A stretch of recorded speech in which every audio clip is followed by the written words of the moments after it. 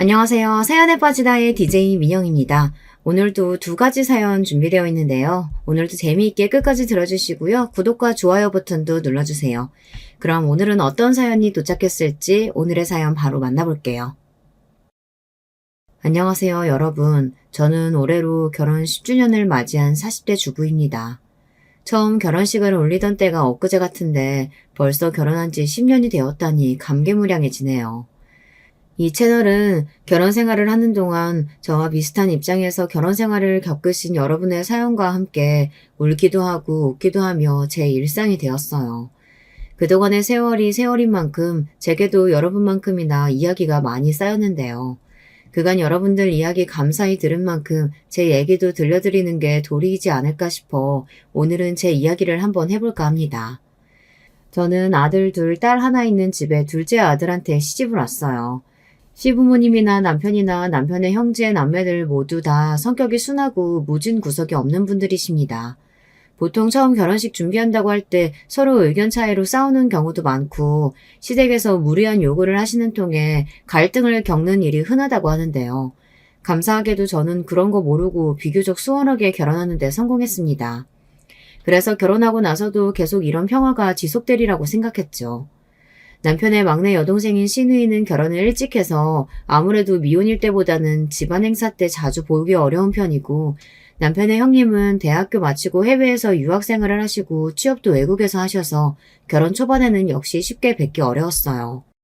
그래서 저희 부부가 마치 외아들 내외인 양 시부모님과 더욱 돈독하게 지내게 되었죠. 아가, 이렇게 자주 들르지 않아도 된대도 너도 네 생활이 있는데 노인들이 너무 너 고생시키는 것 같아. 어머니도 별 말씀을 다 하세요. 저 밥하기 귀찮아서 신랑 데리고 밥 얻어먹으러 온 거라니까요. 내가 뭐 손재주 있다고 시애미 밥을 얻어먹으러 온 거겠어. 그저 늙은이도 외로울까 네가 마음 써주는 거 다 안다. 아휴, 어쩜 이렇게 고운 아이가 우리 집에 들어왔을꼬. 어머님은 제게 고운 아이라며 쑥스러운 말씀을 해주셨지만 사실 정말 마음씨가 고우신 분은 저희 어머님이시죠. 저도 저희 친정 부모님과 사이가 나쁜 편은 아닙니다만 아무래도 부모님 두 분이 내내 맞벌이를 해오셨던 탓에 시어머니께서 남편 형제들에게 해주셨던 것처럼 살뜰한 돌봄은 받지 못하고 자랐거든요. 그래서인지 연애할 때에도 남편 입에서 자연스럽게 나오는 정다운 가족 간의 일화라든지 형제들과의 당연한 일인 듯 매일같이 통화하는 버릇 같은 것이 참 부럽게 느껴졌습니다. 거기다 제가 외동이거든요. 집에 들어가면 아무도 맞이해주는 사람이 없어서 부로 친구들과 더 어울리느라 밤이 늦어서야 집에 들어가곤 했던 저와 남편의 가전 환경이 속으로 내심 비교가 많이 됐습니다. 당신 가족들끼리 사이가 너무 좋아서 혹시 결혼하고 내가 그 사이에 끼기 어려울까봐 솔직히 걱정돼. 자기 말 들으면 다들 너무 좋으신 분들 같은데 나도 잘 지내고 싶은데 그러지 못하면 어떡하지? 내 가족이라서가 아니라 누가 조금만 잘해도 금방 정주지 못해 안달인 사람들이야. 그런 걱정 하나도 필요 없으니까 얼른 시집이나 오세요. 그래도 제 가족이라고 팔이 안으로 굽어서 더 그러는 건 아닐까 걱정스러웠어요. 왜 다들 그러잖아요. 결혼 준비하다 보면 저 아저씨 아줌마가 정말 내가 알던 부모님이 맞나 싶을 때가 있다고. 제 자식한테 하는 거랑 남의 자식한테 하는 건 엄연히 다른 거라고. 남편한테야 평생 사랑해온 자기 가족이니 저렇게 말할 수 있는 거 아닐까 싶기도 했고요. 그런 우려와는 달리 실제로 만나게 된 남편의 가족들은 정말 남편의 말처럼 정이 많은 분들이었습니다. 시댁 식구들은 정말이지 하나를 받으면 둘을 도로 해주지 못해 안달인 사람들이었어요. 세상에 저런 사람들만 있으면 법이고 경찰이고 무슨 필요가 있겠나 싶을 정도였죠. 그렇게 결혼하고 3년간은 정말 평화롭고 안정적인 생활을 지속할 수 있었습니다. 결혼 3년차가 되던 해 외국에서 일하시던 아주버님께서 외국계 기업의 한국 지사로 발령받으시며 드디어 귀국을 하시게 되었습니다. 다른 자식들은 다 시댁 주변에 사는데 큰아들 혼자 머나먼 타향사를 보내신 시부모님께서는 항상 장남 걱정에 노심초사하셨어요. 이제 아주머니께서 한국에 정착해서 지내게 되시면 시부모님께서도 큰 걱정을 덜게 되실 테니 저 또한 반가운 마음이었어요. 아주버님은 저희 결혼할 때 급히 귀국하셔서 짧게나마 뵌 것이 전부였지만 잠깐 봤는데도 말투나 행동이 저희 시아버지와 남편이랑 똑 닮은 배려심 넘치는 분이셨어요. 물론 사람이야 길게 두고 오래 보아야 제대로 알 수 있겠지만 처음 시댁 식구들을 대할 때 걱정했던 것과는 달리 아주버님과도 돈독히 잘 지낼 자신이 있었습니다. 재수씨, 그간 큰아들인 제가 해야 할 효도 우리 정수랑 재수씨가 다 해주신 거 잘 알고 있어요. 통화할 때마다 아버지 어머니께서 재수씨 자랑을 얼마나 하시는지 몰라요. 저도 앞으로 잘하려고 노력할 테니까 재수씨도 너무 어려워 마시고 편히 대해주세요. 저는 정말 한 거 없어요. 어머님, 아버님이 워낙 정이 많으시고 살갑게 대해주셔서 제가 오히려 시댁신설을 많이 졌죠. 정말 잘 오셨어요, 아주버님. 서글서글 웃으며 먼저 다가와 주시는 아주버님께 감사드렸습니다. 아주버님이 귀국하고 나서는 시댁 분위기가 더 좋아졌어요. 예상대로 그간 아들을 먼 곳에 보내놓고 걱정이 많으셨던 시부모님께서 그렇게 기뻐하실 수가 없었어요. 본래도 두 분 다 웃는 상이시긴 하셨지만 한결 환해지신 시부모님 표정을 보니 저도 좋았습니다. 노력하신다는 말씀이 허투루 한 말은 아니셨는지 아주버님은 귀국한 지 얼마 안 돼요. 바쁜 와중에도 주말마다 시부모님을 좋은 곳에 모시고 가고 저희 부부에게도 비싼 레스토랑에서 식사 대접까지 하시며 가족들과 단란히 지내기 위해 노력하셨어요. 아주버님이 다니고 계시던 회사는 취업을 준비하는 이들에게는 꿈이라고 불리는 직장이었는데요. 그런 만큼 일이 많기도 했죠. 그 와중에 얼마 안 되는 휴일을 쪼개 가족들에게 할애하는 게 쉽지 않으셨을 거예요. 아주버님이 처음 말씀하신 대로 정말 노력하고 계신다는 걸 알 수 있었죠. 그렇게 큰아들을 옆에 끼고 사시다 보니 어느새 시부모님께 또 다른 걱정이 생기고 말았습니다. 바로 아주버님의 결혼 문제였죠. 저희 부부도 결혼이 이른 편이 아니라 30대 중반이 다 되어 결혼했는데 남편과 연년생인 아주버님은 당시 40을 코앞에 둔 나이였거든요. 저한테 부담이 될까 직접적으로 말하신 적은 단 한 번도 없으셨지만 아직 저희 부부에게 아이가 없다는 것도 시부모님 마음을 조급하게 했을 겁니다. 비록 시누이에게 아이들이 있긴 했지만 아직 아들들을 통해서 친손자를 보신 적이 없으니 섭섭한 마음도 있으셨겠죠. 그런 와중에 40이 다 되어가는 아들에게서 통 결혼에 대한 기미를 볼 수 없으니 조마조마 하셨을 법도 했고요. 예, 정우야. 이제 한국에서 자리도 잡았겠다. 너도 좋은 사람 만나서 가정 이루고 살아야 되지 않겠어? 지금까지는 네가 별말 없어서 우리도 따로 묻지 않았다만 결혼 생각이 아예 없으면 몰라도 결혼할 마음이 있는 거라면 너무 늦어져서 좋지 않아. 혹시 만나는 아가씨는 없어? 그렇게 물으시면서도 시아버지께서 자신이 없으신 것 같았습니다. 아무렴 아주버님께서 만나시는 분이 계셨다면 주말에 그렇게 저희한테까지 시간을 쓰기가 쉽지 않았을 테니까요. 가뜩이나 바쁘신 분인걸요. 시부모님이 나를 잡고 저를 앉혀놓고 물으시는 말씀에 아주버님 얼굴에 당혹감이 떠올랐습니다. 하지만 아주버님께서도 시부모님이 얼마나 참고 참다 하신 말씀인지 아시기에 섣불리 대답도 못하고 계셨어요. 정우야, 혹시 따로 만나는 사람 없는 거면 이 사람이랑 나 통해서 만나보는 건 어떨까? 사실 그동안 네 앞으로 손자리가 제법 들어왔거든. 우리 아들이라서가 아니라 너만 하면 외국에서 공부도 오래 했겠다. 직장도 나쁘지 않겠다. 사익감으로 너 탐내는 사람들도 주변에 꽤 많았어. 당장 만나서 결혼하라는 게 아니라 그래도 이 사람 저 사람 만나보다 보면 너도 좀 관심이 가지 않을까 해서. 아니요. 그런 건 괜찮아요, 어머니. 여자를 소개시켜주겠다는 어머님 말씀에 아주버님이 다급하게 막아섰습니다. 원래도 말투가 그리 강한 편이 아니신 시부모님께서는 아주버님이 거절 의사를 밝히는데 아무리 본인들이 답답하다고 하셔도 의견을 강요하실 분들이 아니셨어요. 그렇게 시부모님께서는 아쉬운 기색으로 그날의 이야기를 그 정도 선에서 마무리하셨지만 제 생각은 조금 달랐습니다. 아주버님 태도에서 여자로서의 촉이 발동했다고 할까요? 아주버님, 지금 만나는 분 계신 거죠? 시댁을 나서자마자 제가 슬쩍 묻는 말에 아주버님이 흠칫하시더라고요. 제 형의 놀라는 기색에 옆에 있던 남편까지 덩달아 깜짝 놀랐습니다. 아니 형, 만나는 분이 있는 거였어? 그럼 아까 아버지 어머니께 그렇게 말씀드리지. 두 분 다 정말 좋아하셨을 텐데. 그게 아직 두 분께 말씀드리기 좀 곤란한 상황이라. 왜요, 아주버님? 어머님, 아버님은 아주버님이 어떤 분을 데리고 오시더라도 좋아하실 텐데 혹시 무슨 사정 있어요? 제 물음에 난처한 기색이던 아주버님이 결국 입을 여셨어요. 알고 보니 아주버님께서는 유학을 하시던 나라에서 같은 한국인 유학생을 만나 긴 연애를 해오셨다고 했습니다. 그분은 지금 그 나라에서 회사를 다니고 계셨고요. 그 말을 듣고 저랑 남편이 속으로 놀란 건 당연했습니다. 유학생 시절부터 연애를 하신 거면 거의 10년 가까이 연애를 했다는 말이니까요. 형, 그렇게 오래 만난 분이 있는데 여태 아무 말도 안 한 건 좀 아니지. 나 서운하다, 형. 아니, 그게 10년을 쭉 만난 게 아니라 중간에 헤어진 적도 여러 번이고, 만난 시간만 따지면 사실 몇 년 안 돼. 자세하게 말씀은 하지 않으셨지만, 뉘앙스가 지금 그분 때문에 적잖이 마음고생을 하시는 것처럼 들렸습니다. 가뜩이나 외롭고 서러울 일이 많을 타향살이인데 그 와중에 연애 문제로 속을 썩고 있는 걸 알게 되면 한국의 가족들 걱정이 이만저만이 아닐 것이 뻔하니 말씀을 못 하실 수도 있겠다 싶었어요. 아주버님, 그럼 그분은 계속 미국에 계신 거예요? 일도 쭉 거기서 하실 거고요? 그게 앞으로 어떻게 될지 솔직히 저도 잘 모르겠어요. 그렇다고 그 사람 여태까지 해온 일이 있는데 저랑 결혼하자고 무턱대고 한국으로 들어오라고 할 수도 없고 좀 복잡해요. 시부모님께 쉽사리 이야기를 꺼낼 수 없었던 아주버님 사정이 이해가 갔습니다. 무엇 하나 확실하게 말씀드릴 수 있는 게 없는데 괜히 부모님들 기대만 하게 만들 것이 뻔했으니까요.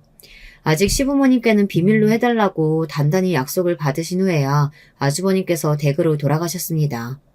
그 무렵 저희 부부가 그토록 기다리던 소식이 찾아왔습니다. 바로 저의 첫 아이 임신 소식이었어요. 그동안 아이 생각을 조급하게 한 건 아니었지만 그래도 결혼 3년 차가 넘어가기 시작하자 저도 모르게 불안한 마음이 드는 건 어쩔 수 없더라고요. 게다가 저 역시 이제 슬슬 30대 후반에 접어들었던 차라 본격적으로 병원을 다녀봐야 하는 게 아닐까 싶던 차에 드디어 아이가 찾아오게 된 거죠. 기다리고 기다리던 소식이던 만큼 시부모님께서도 정말 뛸 듯이 기뻐하셨습니다. 처음으로 친손자를 보게 되셨으니 그동안 기다림의 시간이 길었던 만큼 기쁨도 크신 거겠죠. 아가, 정말 고맙다. 우리 집에서 이제 아기 옹알이 소리를 들을 날이 머지 않았구나. 경사도 이런 경사가 또 없죠. 얘, 너 먹고 싶은 거 있니? 아직 손 메스껍고 그러진 않고? 내가 뭐든 다 해줄 테니까 먹고 싶은 거 있으면 말만 해. 너무 아직 초반이라 아직 잘 모르겠어요. 괜찮아요, 어머니. 원래도 많이 아껴주시긴 했지만 임신 소식을 전한 뒤로는 대접이 더욱 극진해져서 민망할 지경이었습니다. 거기다 마음에 걸리는 건 또 있었어요. 네 동생이 먼저 아버지 되게 생겼는데 이제는 너도 결혼 생각을 좀 구체적으로 해야 하지 않겠어? 그래 정우야. 네 동생네 왜 저리 다복하게 잘 사는 것 좀 봐라. 너도 장가가면 네 처한테 정말 잘할 성격인데. 그러지 말고 손 한번 보자, 응? 그동안은 시아주버님 눈치 보느라 조심하시는 게 보였는데 제 임신 소식을 접하고 나서는 본인들도 더는 제어가 안 되시는 모양이었습니다. 하기는 저희 나이대야 그러려니 하고 넘어갈지 몰라도 어르신들께서는 형님보다 동생이 먼저 자식을 보는 문제에 대해서는 예민하게 반응하시는 분들이 많으니 아주 이해가 가지 않는 건 아니었습니다. 하지만 어찌되었든 이 뜻밖의 결혼 닭달의 원인 제공자인 저로서는 이 상황이 편치가 못했습니다. 아주버님 죄송해요. 요새 저 때문에 아버님 어머님이 더 상하시죠? 이번에는 두 분 다 마음을 단단히 잡수신 것 같은데 어쩐데요? 하루 이틀하고 그만두실 분위기가 아닌데. 아주버님 스트레스 받으실까봐 걱정이에요. 무슨 말씀이세요, 재수씨? 집안의 경사인데 괜히 저 때문에 신경 쓰실 일 많은 것 같아서 제가 더 죄송하죠. 임신 초기에는 스트레스 받으면 안 된다고 하던데. 도리어 제 걱정을 해주시는 아주버님께 더 미안해졌습니다. 저렇게 좋은 분이신데 조건에 딱 들어닿는 분이 나타나주면 얼마나 좋을까요? 저번에 말씀하셨던 그분과는 요즘에도 계속 연락하시는 거죠? 실은 그게 조만간 그 사람이 한국으로 들어오게 될지도 모르겠어요. 정말요? 언제요? 뜻밖의 소식에 제가 토끼눈이 되어 아주버님께 물었습니다. 저번에 유학 시절부터 오래 만난 분이 있는 걸 알게 된 뒤로 아주버님께서 제게 많은 사정 이야기를 조금씩 해주기 시작하셨습니다.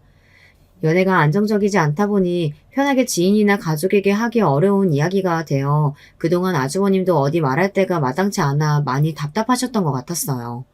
그 와중에 제가 먼저 아주버님의 연애를 알아차리고 속사정을 알게 되니 저한테나마 말할 것이 생기게 된 거였죠. 아직 확실한 건 아니에요. 저도 전에 부모님이 말씀하시는 걸 듣고 생각을 많이 해봤는데 역시 이런 식으로는 오래 관계를 지속하는 건 힘들 것 같더라고요. 그래서 아주 한국에 들어오게 될 것 같지는 않으면 우리 만나는 것도 진지하게 다시 생각해보자고 했더니 한동안 연락이 없더라고요. 이렇게 정리가 되는 건가 싶었는데 며칠 전에 뜬금없이 연락이 와서는 직장을 한국으로 옮기게 될지도 모르겠다고 하더라고요. 어머어머, 그분도 아주버님이랑 헤어지는 게 싫으신가 봐요. 그러니까 한국으로 들어와서까지 아주버님 잡으려고 하시는 거 아니겠어요? 그럴까요? 역시 그런 거겠죠? 그럼요. 마음에도 없는 사람 때문에 뭐 때문에 직장까지 이 먼 데로 옮기려고 하겠어요. 아주버님, 조만간 좋은 소식 듣게 될 것 같은데요? 제 말에 쑥스러워하시면서도 기대감에 가득 찬 아주버님 얼굴을 보니 이번에야말로 좋은 쪽으로 결론이 났으면 하고 바랬습니다. 그때까지만 해도 저는 어떤 분이 제 손윗동서로 들어오셔도 잘 지낼 자신이 있었습니다. 아주버님께서 그 긴 시간 동안 저리 좋아하시는 분인데 당연히 좋은 분이실 거라고 믿어 의심치 않았으니까요. 그렇게 몇 달의 시간이 더 흐르고 정말 아주버님의 그분이 한국에 들어오셨다는 소식을 듣게 됐습니다. 귀국 후에는 두 분 관계가 급물살을 탄 모양인지 드디어 아주버님께서 온 가족이 모인 자리에서 선언을 하셨어요. 저 결혼하고 싶은 사람이 있어요. 조만간 인사드리고 싶은데 괜찮을 날짜 미리 알려주시면 조율해 볼게요. 저희 부부와 시누이는 미리 들은 것이 있어서 짐작하고 있었으나 그간 돌아가는 상황에 대해 전혀 들은 바가 없었던 시부모님 입장에서는 그야말로 쇼킹한 뉴스였습니다. 두 분 모두 경황이 없이 허둥대시면서도 언제든 좋으니 가장 빠른 날짜에 만나보자고 하시며 반색을 하셨습니다. 제가 그렇게 선보는 걸 싫어하더니만 마음에 든 사람이 있어서 그런 거였네. 큰아들의 폭탄 선언에 어안이 벙벙해진 상황에서도 저 주려고 전복죽 쓰는 손길을 멈추지 않으시며 시어머니께서 중얼거리셨어요. 의도치 않게 시부모님을 속인 것처럼 되어버린 상황에 괜히 제 가슴이 뜨끔하더라고요. 결혼 생각은 있으신 것 같은데 선을 안 보시려고 하셔서 그렇지 않아도 만나는 분 계신 거 아닌가 싶긴 했었어요. 어머, 얘, 그랬어? 아, 내가 눈치가 너무 없었나 보다. 선보라는 얘기 할 때마다 애가 얼마나 싫었을까? 아주버님 성격 잘 아시면서 어머님도 별 걱정을 다 하세요. 본인 염려해서 그러신다는 거 모르실 분도 아닌데요. 그래도 미리 얘기해줬으면 절대 안 그랬을 텐데 왜 그동안은 말을 안 했지? 혹시 아가씨가 별로 결혼 생각이 없었나? 어떤 아가씨일지 너무 궁금하다. 아무렴 아주버님이 고르신 분인데 당연히 좋은 분이시겠죠. 어머님, 너무 걱정하지 마세요. 어머님을 안심시키려고 그렇게 말하긴 했으나 그렇다고 진심이 아닌 말은 아니었습니다. 저로서도 손이 동서가 될 뿐이니 그분이 많이 궁금하기도 했고 앞으로 잘 지내고 싶은 마음이 굴뚝 같았어요. 며칠이 더 지나고 드디어 지금은 손윗동서인 형님이 된 그분을 만나볼 수 있게 되었습니다. 작은 몸짓에 강단 있게 생긴 형님은 시부모님의 시동생 내외와 시누이 내외까지 모두 모인 자리에 긴장한 기색이 역력했어요. 저 또한 그런 형님 모습에 처음 시댁에 인사드리러 왔을 때가 생각나더라고요.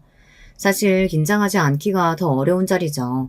그래서 저라도 긴장을 좀 풀어드리려고 일부러 평소보다 더 나긋한 목소리로 인사를 드렸습니다. 어서 오세요. 그동안 아주버님께 정말 이야기 많이 들었어요. 제가 얼마나 뵙고 싶었는지 몰라요. 앞으로 정말 잘 부탁드릴게요. 제 인사에 아직 어색한 미소로 답하는 형님과 정말 잘 지내고픈 마음이었어요. 그건 시부모님도 마찬가지셨는지 처음 보는 형님을 다들 한마음으로 반겼습니다.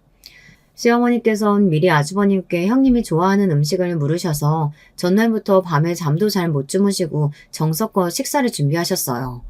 비록 긴장해서인지 형님은 거의 드시지 못하셨지만 말입니다. 그동안 곁에서 지켜봐온 세월이 있으니 어머님이 애써 감추시려고 하셨으나 서운한 기색이었다는 건 저 혼자 눈치챈 것 같았습니다. 그래서 상 아래로 슬쩍 어머님 손을 잡아드렸죠. 그제야 저를 안심시키려는 듯 어머님께서 평소에 나긋한 미소를 보여주셨어요. 그리고는 평소처럼 임신한 제가 먹기 좋을 음식들을 손수 챙겨주셨어요. 그때는 그저 어머님 마음이 좀 풀어지신 것 같아 다행이라고 생각하느라 그런 저희 고부지간을 형님께서 유심히 지켜보고 계셨다는 건 조금 지난 뒤에야 눈치챘습니다. 애초부터 결혼을 전제로 하고 인사를 온 거였으니 양가 식구들과 인사를 나눈 뒤에는 빠르게 결혼 준비가 진행되었습니다. 몇 달 전까지만 하더라도 형님과의 미래가 불투명했던 아주버님도 갑작스럽게 결혼이 진행되면서 정신이 없으신 것 같았어요. 가뜩이나 바쁘신 분인데 예전보다 얼굴 뵙기가 더 힘들어졌습니다. 사실 여기까지 온데 재수 씨 도움이 적지 않아요. 근데 제가 신경을 못 써드려서 죄송해요. 무슨 말씀이세요? 제가 한 게 뭐가 있다고요. 일이 이렇게 잘 풀려서 정말 다행이에요. 결혼 축하드려요, 아주버님. 아주버님께서 제게 감사 인사를 전하며 결혼 전에 형님과 함께 식사 제접을 하고 싶다고 말씀하셨습니다. 저희 부부도 거절할 이유가 없었죠. 아무래도 제가 임신 중이다 보니 임산부가 먹기 힘든 음식이나 피해야 할 음식을 빼고 제가 잘 먹는 음식을 잘하는 곳으로 식탁을 선택하게 되더군요. 이것도 아이 가졌을 때나 당당하게 받을 수 있는 배려이니 감사한 마음으로 잘 받자 긍정적으로 생각했습니다. 형님, 이제 형님이라고 불러도 되죠? 요즘 결혼 준비하시느라 바쁘실 텐데 저희까지 챙겨주시고 정말 감사해요. 아니에요. 몸 무거우실 텐데 여기까지 나오시느라 고생 많으셨겠어요. 신경 써주셔서 편하게 왔어요. 이제 말씀 편하게 하세요, 형님. 아직은 제가 익숙지가 않아서 결혼하고 천천히 할게요. 아직 경직되어 있는 형님 태도가 조금 신경 쓰이긴 했지만 이제 평생 볼 사이니 만나다 보면 점차 나아지겠지 넘겼습니다. 식사하는 동안 형님은 말수가 그리 많은 편은 아니었습니다. 형제가 화장실 간다고 잠시 자리를 비운 사이 동서가 말씀하시더라고요. 지훈 씨는 시댁 식구들하고 참 돈독하게 잘 지내시는 것 같아요. 아, 그건 워낙 시댁 식구들이 정도 많고 사람이 좋으셔서요. 아주버님만 해도 참 자상하시잖아요. 네, 그렇죠. 툭 끊긴 대화에 조금 당황스러웠습니다. 제가 당황한 낯을 애써 감추고 말을 이으려고 노력했습니다. 아버님, 어머님도 워낙 잘해주셔서 형님한테도 정말 딸처럼 아껴주시고 잘해주실 거예요. 그래 보이더라고요. 전에 인사 갔을 때 어머님이 지훈 씨 대하는 거 보니 고부지간이 아니라 꼭 모녀지간 같더라고요. 아, 정말요?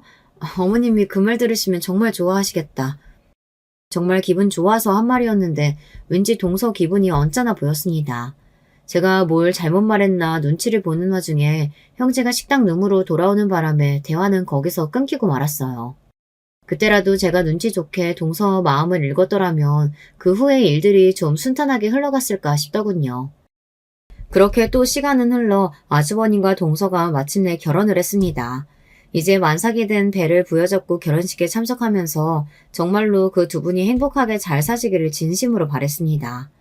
그리고 얼마 되지 않아 저희 부부도 그토록 기다리던 첫 아이를 품에 안을 수 있게 되었어요. 고대하던 큰아들의 결혼에서 첫 친손주의 탄생까지 시댁에서는 웃음소리가 떠날 새가 없었죠. 동서가 아직 시집 온 지 얼마 되지 않았지만 그때는 저도 출산한다, 몸조리한다 해서 크게 신경을 써드리기가 어려웠어요. 그렇지 않아도 성격이 그다지 살가운 편은 아닌 것 같아서 시댁에 적응하지 못하는 건 아닐까 걱정했으나 일단 겉으로 보기에는 그다지 큰 문제는 있어 보이지 않아 안심했습니다. 다른 사람 신경을 쓰기에 그 시기에 저는 제 코가 석자였어요. 제가 아니더라도 다른 시댁 식구들 모두 성격이 자상하고 다정하니 별 문제는 없으리라 너무 편히 생각한 것도 있었을 겁니다. 시부모님은 여전히 손주 낳고 제 몸이 상하지는 않았을까 부지런히 챙겨 먹이시느라 바쁘셨고 저희 부부도 처음 겪는 육아 전쟁에 눈코 뜰 새가 없었습니다. 동선회도 결혼하고 바로 아이 갖진 않았다고 했지? 네, 저도 결혼하고 3년 지나서야 아이가 들어서서요. 결혼하고 꽤 돼서 낳은 편이죠. 그래, 그렇지. 제게 묻는 동서 얼굴에서 초조함이 엿보였습니다. 아주버님이나 동서나 이제 막 40대 초입에 들어선 참이었는데 그제야 아차 싶더라고요. 두 분이 다 만원이시다 보니 이제 갓 출산한 저를 보면서 여러 가지 생각을 안 하실 수 없었을 거예요. 특히 지금 당장 임신하더라도 노산인 동서 입장에서 초조할 수도 있다는 생각을 미처 못했어요. 그동안 내가 무심해도 너무 무심했구나 싶어 동서에게 미안해졌습니다. 사실 저 결혼하고 몇 년 동안 아이가 생기질 않아서 조금 걱정하던 차에 우리 시은이가 생겼어요. 그동안 시댁에서 아이 문제로 한 번도 압박 주시질 않아서 지금도 감사히 생각하고 있고요. 사실 제가 정말 동서에게 하고 싶었던 말은 그러니 형님도 너무 걱정하지 마시고 부디 마음을 편히 가지시라는 거였습니다. 그러나 제 말에 대한 형님의 반응이 예상보다 뾰족했습니다. 그러셨겠지. 동서는 워낙 딸처럼 대해주신 분들이니까. 꼭 동서한테는 그러지 않는데 저만 편애하는 것 같이 들렸어요. 저와 더 오래 보고 지내셨으니 정이 더 드셨을 수야 있겠으나 아버님이나 어머님이나 사람을 차별하실 분들은 아니셨어요. 그러나 그건 역시 제 입장이고 동서 입장에서야 뭔가 서운할 만한 일이 있었을지도 모르는 일이니 제가 함부로 입을 댈 수는 없었습니다. 그 이후부터 동서는 저를 대할 때 정확하게는 말할 수 없으나 제게 날이 서 있다는 느낌을 지우기가 어려웠어요. 그날도 집에 돌아가려는데 기어코 어머님께서 저를 불러 세우셔서 저희 세 식구 먹일 반찬을 바리바리 싸기 시작하셨어요. 최근에 무릎 통증이 심해지신 터라 괜히 저희들 먹을 것까지 하신다고 고생하지 마시라고 그리 성화를 부렸는데도 자식들 먹이는 재미로 사시는 어머님이 말리기에는 역부족이었나 봅니다. 너무 많다. 그래도 이 정도는 싸가야지. 어머님과 실랑이를 하고 있는데 그걸 아까부터 동서가 지켜보고 있던 모양이에요. 오늘도 어머님 반찬 싸가는 거야, 동서? 고생스러우시니까 이제 그만하시라도 또 이러시네요. 집에 있는 늙은이가 혼자 할 일이 뭐가 있어. 이런 거라도 해야지. 큰애야, 이것도 금방 싸줄게. 아니에요. 저희 백화점에서 사다 먹으면 돼요. 동서 많이 싸주세요. 단칼에 거절하는 동서 말에 시어머니의 얼굴이 무안해서 빨갛게 달아올랐습니다. 동서 친정 형편이 시댁보다 나은 편이어서 그렇지 않아도 시어머니가 알게 모르게 동서 앞에서 주눅이 들 때가 있다는 걸 눈치채곤 있었는데 그래도 동서가 저렇게 대놓고 무안을 줄 줄은 몰랐습니다. 듣자 하니 동서네 친정 아버지가 무슨 중소기업 사장님인데 현금을 제법 만진다고 했던 것 같습니다. 동서네만큼은 아니어도 그렇다고 시댁 형편이 안 좋은 것도 아니었는데 부자 소리 들을 정도는 아니더라도 아주버님 유학도 시부모님께서 도와주셨는걸요. 그래도 자식 가진 부모 마음이 그렇지가 못하셨는지 동서가 집안에서 받은 것보다 시부모님이 아주버님에게 해준 게 적은 것 같아 마음이 쓰이신 것 같았습니다. 그런 와중에 동서가 대놓고 저런 식으로 말하니 시어머니가 위축되는 건 당연한 거잖아요. 어머님이 더 땅굴을 파고 들어가실까 싶어 제가 얼른 말했습니다. 저희 신랑이랑 저랑 어머니 반찬이면 껌뻑 죽잖아요. 어머님 고생스러우실까봐 그렇지 주시면 저희야 고맙죠. 가져가서 남김없이 싹싹 잘 먹을게요. 제 말에 그제야 어머님 얼굴에 미소가 돌아왔습니다. 그런 저희를 보는 동서 눈길이 곱지 않다는 건 눈치챘습니다만 솔직히 이번엔 동서가 잘못했잖아요. 안 그런가요? 집으로 돌아가려고 저희 내외와 아주버님 내외가 주차장으로 향하는데 동서가 제게 그러더군요. 가만 보면 동서는 어머님 앞에서 참 잘 살랑거려. 나 보란듯이 어머님 반찬 싹싹 다 먹겠다고 하는 말 좀 얄밉지 않아?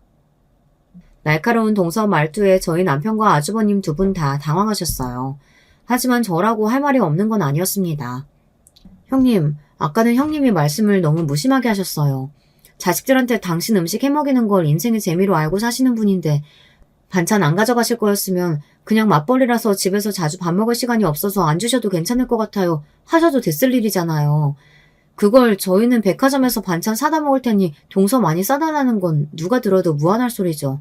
안 그래요, 형님? 제 말에 동서가 아주버님 눈치를 보기 시작했습니다. 아니나 다를까 그런 일이 있었을 줄은 몰랐던 형제의 눈초리가 좋지 못했습니다. 당황해서인지 동서는 제게 더 공격적으로 나오더군요. 그래도 내가 윗사람인데 지금 나 가르치는 거야? 배워도 내가 더 배웠고 있어도 우리 집안이 더 있는 집안. 당신 지금 무슨 소리 하는 거야? 재수씨 말 들어보니까 명백하게 당신이 실수한 건데 그걸 짚어주면 사과하는 게 맞지 거기서 윗사람 소리가 왜 나와? 아주버님이 답지 않게 소리까지 지르시며 제 역성을 들어주셨어요. 제 편이라 생각했던 제 남편까지 얄미운 손 아래 동서 편을 드는 게 분한 모양인지 얼굴이 시뻘개진 동서가 대꾸도 못하고 부들부들 떨더니 이내 차 안으로 쏙 들어가 버렸습니다. 그 유아적인 행동에 남은 세 사람만 당황해서 멀뚱히 서 있었죠. 저도 저지만 남편과 아주버님도 많이 당황하셨을 거예요. 워낙 가족들 사이가 좋고 형제간 우애가 좋다 보니 그간 집에서 큰 소리 날 일이 없었을 테니까요. 그건 제가 시집오고 난 이후에도 마찬가지였고요. 생각지도 못하게 동서지간 갈등을 목도한 터였으니 평화주의자인 두 사람 입장에서는 처음 겪는 상황에 난감할 법도 했습니다. 그러니 저희 남편도 당황해서 아무 대꾸도 못했던 거죠. 이내 아주버님이 한숨을 쉬시더니 제게 사과를 하셨어요. 죄송해요, 재수씨. 제가 사과드릴게요. 저는 그런 일이 있는 줄도 몰랐네요. 사실은 저 사람이 요즘 아이 갖는 문제 때문에 많이 예민해요.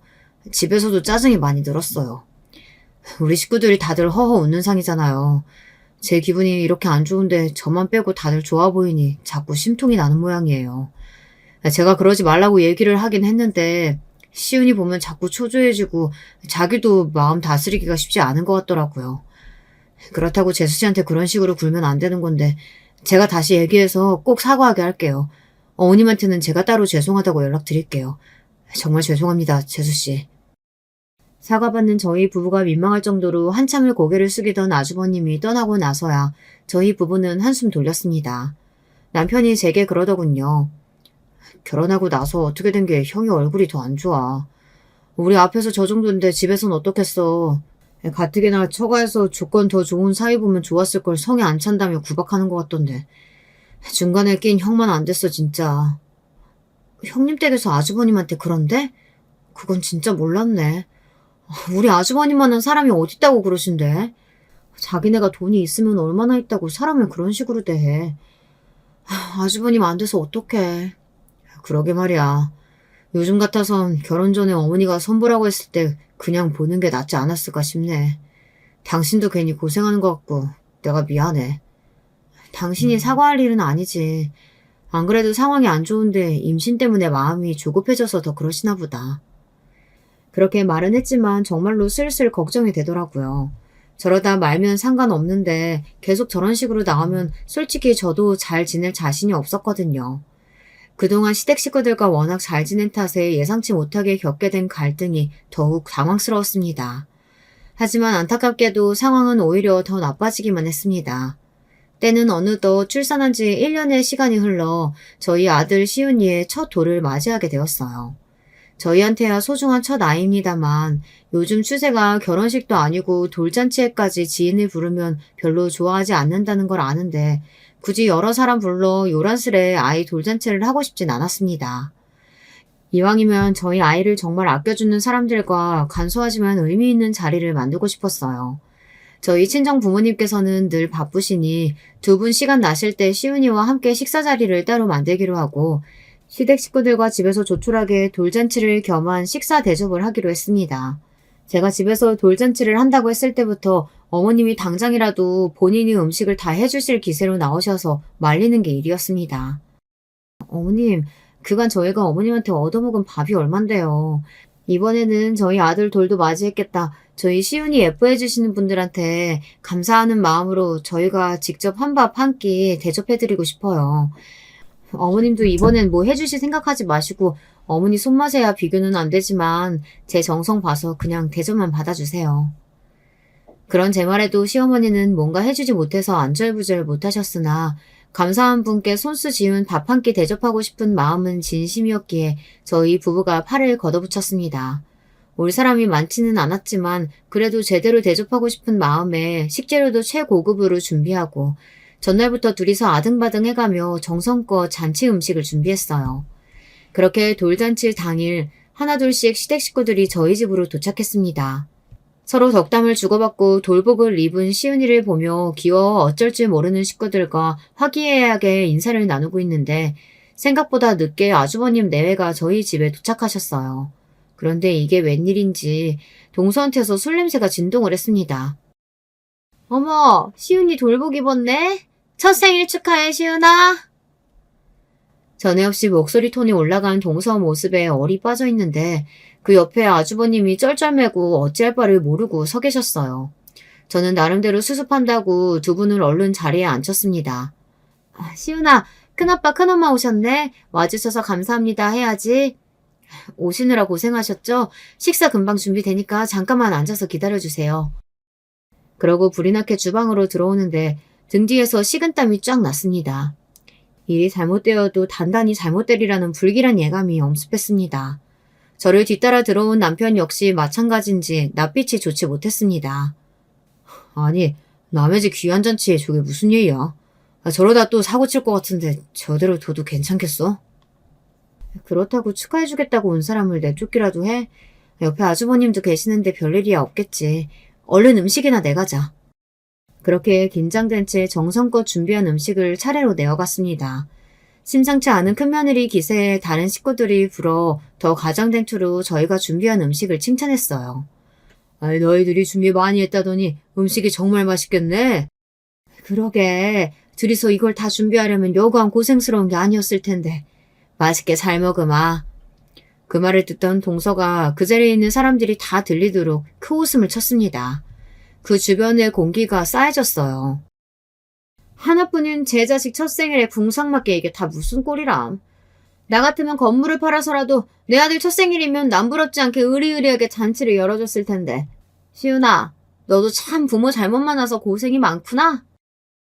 그 말에 남편이 참지 못하고 벌떡 일어났습니다. 형수, 지금 그게 무슨 무례한 말이에요. 우리의 첫 생일이라 나도 웬만하면 참고 넘어가려고 했는데 남의 집 경사에 술 냄새 풀풀 풍기고 들어와서는 할 말 못할 말 못 가리고 이게 무슨 짓이에요? 누가 반긴다고 온 가족 앞에서 이런 꼴을 보입니까? 당신 당장 일어나. 귀한 날 초를 쳐도 유분수지. 정수야, 재수씨 정말 죄송합니다. 제가 나중에 다시 연락드릴게요.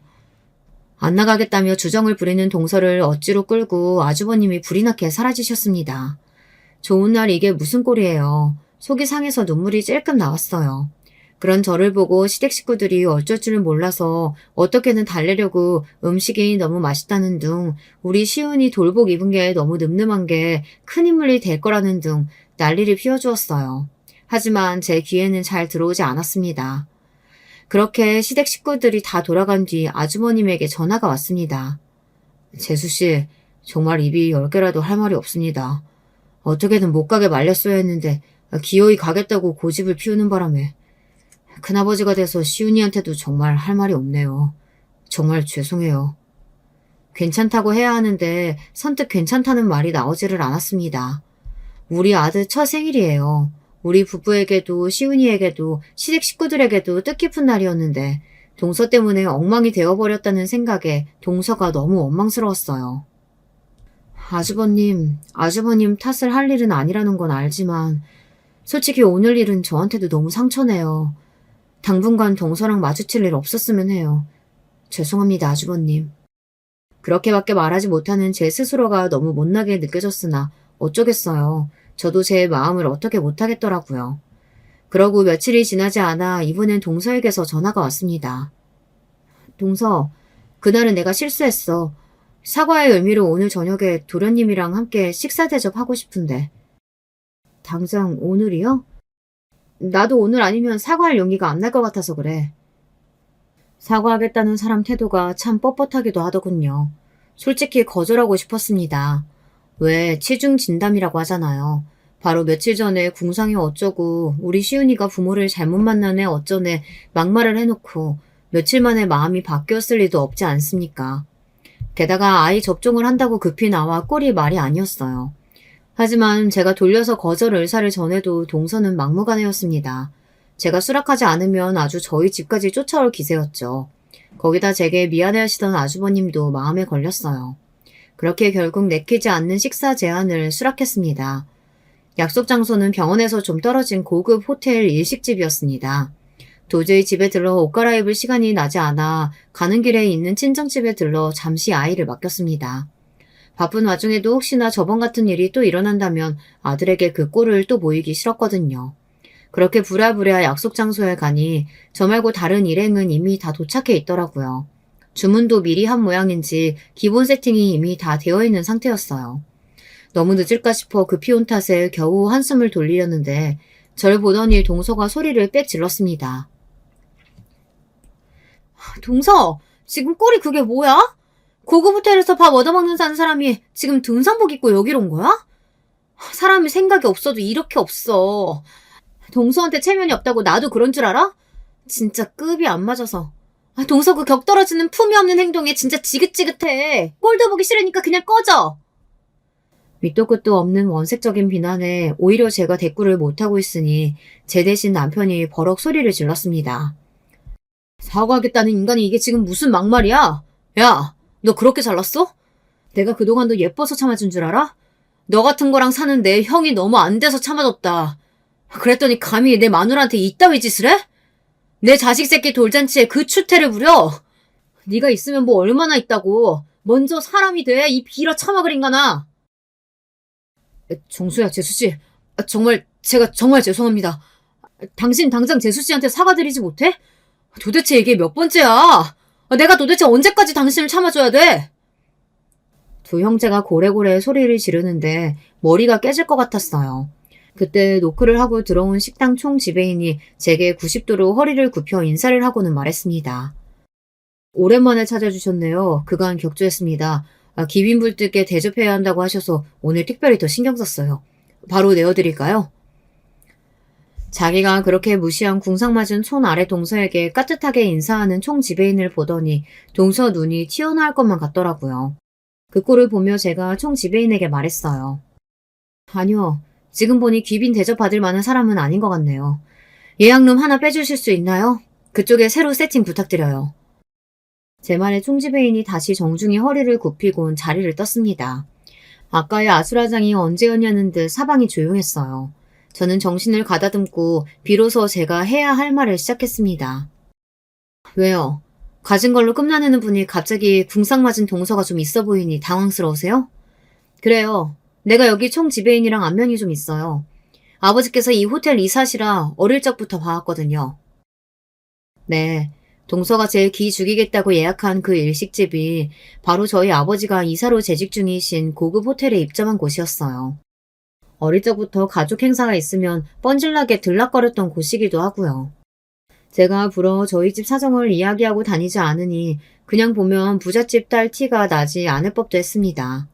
어렸을 때부터 있는 집 자식인 줄 알면 대접이 달라지는 경우가 부지기수였기에 제가 일부러 티내는 걸 좋아하지 않기도 했죠. 그러니 동서 같은 인간이야 제겐 너무 흔한 인간 유형이었습니다. 아니, 너 같은 게 왜... 너 같은 거라니 말 가려서 안 해? 이 미친 여자야? 성난 남편 기세에 바짝 쪼그라든 동서를 한심하게 쳐다보며 제가 말을 이었습니다.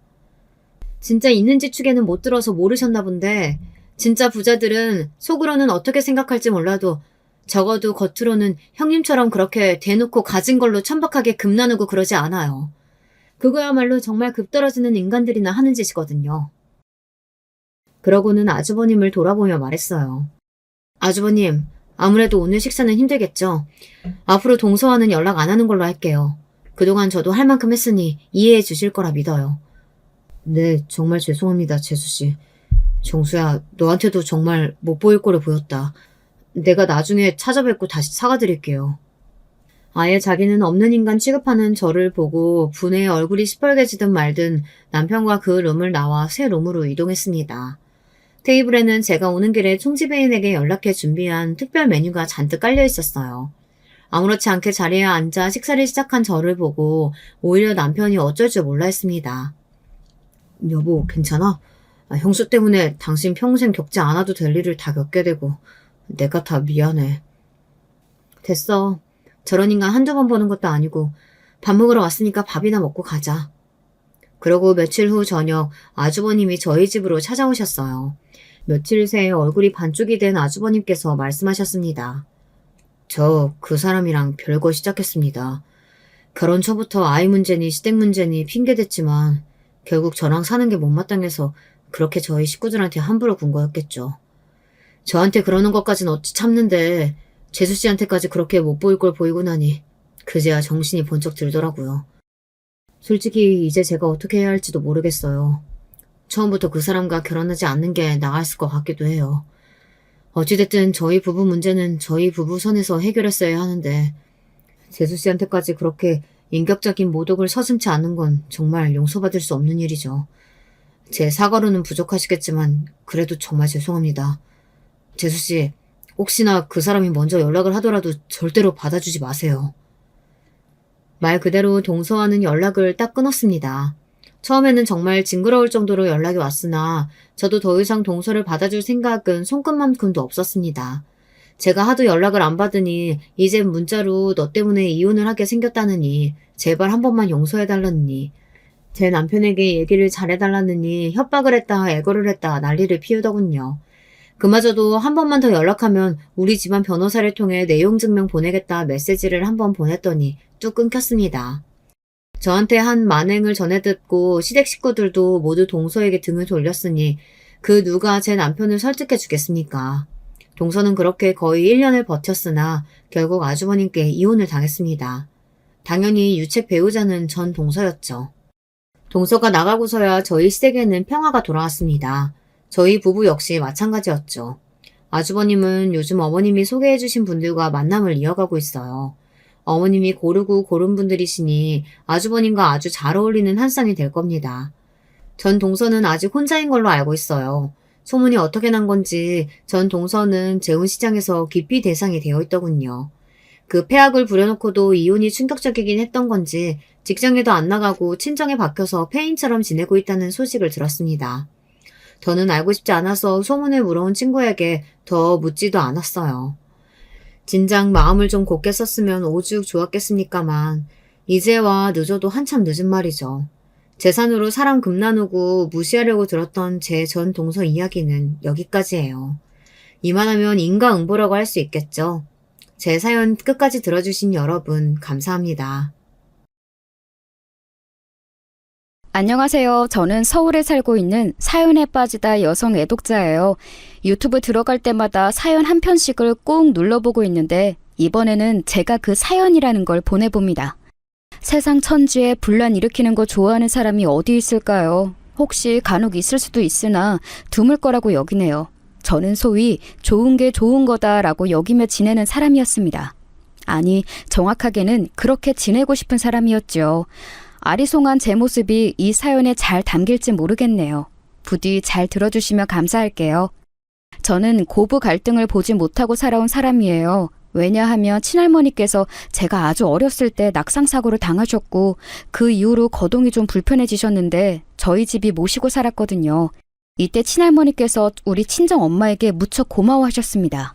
친정아빠께서 장남도 아니고 삼남이셨는데 다들 친할머니를 모시고 사는 건 부담스러워해서 저희가 맡았고 그 과정에서 당연하다면 당연하게 친정엄마의 동의가 있었죠.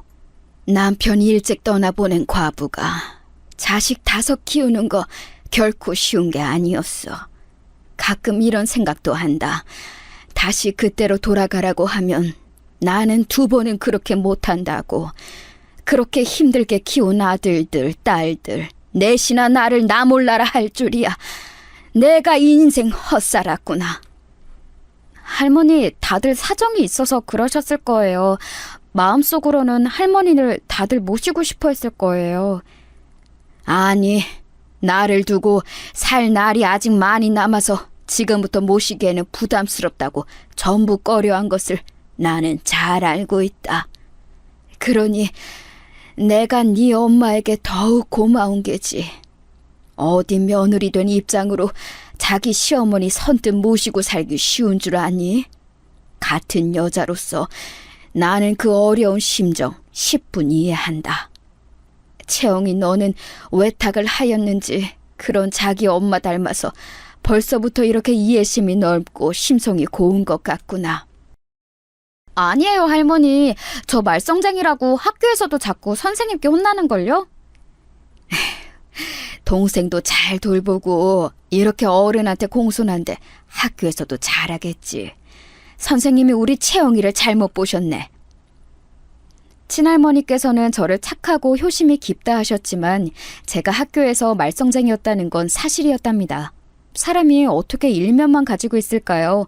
저는 집에서는 친할머니, 부모님, 남동생에게 다 잘하려고 애쓰는 아이였지만 그렇기 때문에 그 압박을 밖에서 풀었던 것 같아요. 그런데 기질이라는 게 참 중요한 것 같습니다. 저는 더 커서도 성인이 되어서도 이런 식으로 굴었어요. 천사표와 악마표 얼굴을 양분해서 살았죠. 그게 저만의 스타일이었나 봐요. 친정 아빠의 형제들, 어른들께 이런 표현을 쓰면 실례일 수 있으나 속된 말로 불효자들이고 글러먹은 분들입니다. 힘들게 본인들 키워준 어머니 은혜도 저버리고 자기 밥그릇들만 챙겼어요. 그런 건 타고난 것이겠죠. 아무한테도 말 안 했지만 저도 이런 기질을 좀 타고났습니다. 나서서 오지랖 부리고 이런 건 친정 엄마를 닮았는데 성격이 살짝 뒤틀려 있으며 늘 안에 욱하는 성질을 숨기고 있는 건 친가 어른들 유전을 받았나 보더라고요. 제가 남편하고 연애할 때 꺼내든 건 천사표 얼굴이었습니다. 착하고 배려심 많은 얼굴이에요. 저는 남편하고 잘 맞았어요. 혹시 한때 대중매체 인터넷에서 유행했던 차도남이라는 표현을 아시나요? 남편은 딱 그런 인물이었습니다. 차도남이 무슨 뜻인가 하면 차가운 도시 남자이지만 내 여자에게만은 따뜻할 것이라는 게 포인트였죠.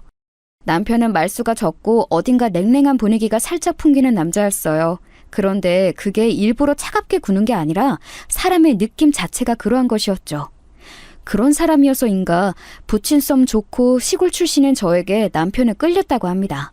사귀게 되고 초반에 파주 쪽으로 드라이브를 나가서 데이트를 했었어요. 그때만 해도 지금처럼 젊은 사람들이 막 찾는 좋은 카페들 같은 게 거의 없었을 때라서 거의 시골 느낌이었네요. 오빠, 여기 봐봐. 이거 쑥이다? 여기 쑥이 지천에 있네? 이런 건 못 먹는 거지? 식당에서 나오는 쑥하고 다른 거지? 에이, 아니야. 이거하고 같은 쑥이야. 아직 쑥이 어릴 때라서 뜯어서 먹으면 딱 맛있겠다. 우리 이거 좀 뜯어갈까? 오빠 저번에 보니까 부침개 잘 먹던데? 쑥 부침개 어때? 이걸 뜯어서 부침개를 할 수 있다고? 나는 냄새만 쑥 냄새이고 먹는 거하고는 다른 줄 알았는데 나 쑥 부침개 먹어본 지 너무 오래돼서 맛도 까먹을 것 같지만 잘 먹긴 해. 그런 거 좋아해. 잘 됐다. 그럼 내가 오늘 해줄게. 이런 거 그냥 밑동을 손으로 뜯으면 돼. 마침 손수건 있으니까 여기에다가 잔뜩 싸가야겠다. 반죽은 살짝만 묻혀서 쑥만 가득해서 먹으면 엄청 맛있다? 사 먹는 거하고는 비교도 안 될 거야. 저는 그냥 주절주절 됐을 뿐인데 남편이 나중에 말하기를 저한테 이때 제대로 꽂혔다고 합니다. 자기는 요리라고 해봐야 계란으로 하는 거, 라면, 파스타 이런 건데 저는 그런 건 기본이고 찌개, 나물, 찜, 요리 등등 뚝딱 해내니까 남편이 저에게 엄청 빠졌죠. 사실 자기 이상형이 이런 여자라지 뭔가요? 참고로 남편은 서울에서 태어나 한평생 살아온 서울 토박이었습니다. 그런데다가 일가 친척들 중에 시골 사는 사람이 아무도 없다고 외조 부모님이 그나마 시골에 사셨는데 장남 따라서 미국으로 이민을 가신 지 오래라고 했죠. 서울에서 자취하면 거주 비용만으로도 돈이 많이 듭니다. 그래서 저는 얼마 못 모았더랬어요. 결혼을 생각하고 있다니까 그래서 친정 부모님께서는 금전적인 것부터 먼저 염두에 두고 걱정하셨네요.